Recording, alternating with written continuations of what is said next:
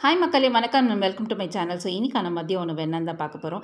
Daily சோறு சாப்பிட்டு சாப்பிட்டு போர் அடிச்சு போச்சு. ஸோ இன்றைக்கி வித்தியாசமாக சப்பாத்தியும் பச்சை பயிரில் ஒரு தாலும் பண்ணியிருக்கேன். இது பார்த்திங்கன்னா சப்பாத்திக்கு ஒரு அட்டகாசமான காம்பினேஷன். இது முளைக்கட்டி பண்ணுறதுனால இது அதிகமான புரதச்சத்து இருக்கிறதுனால உடம்புக்கு ரொம்ப ரொம்ப நல்லது மக்களே. ஸோ இந்த சப்பாத்திக்கு இந்த சைட் டிஷ் அட்டகாசமாக இருக்கும். இது இட்லி, தோசை, சாதம் எது கூட வேணால் நீங்கள் காம்பினேஷனாக வச்சு சாப்பிட்லாம். ஸோ இந்த சப்பாத்தி சாப்பிடும்போது என்னோடய ஸ்கூல் டேஸ் ஞாபகம் வருது. எங்கள் அம்மா சப்பாத்தி 3 சப்பாத்தி கொடுத்தாங்கன்னா முதல் சப்பாத்தி வந்து ஜாம் தடவி இருப்பாங்க.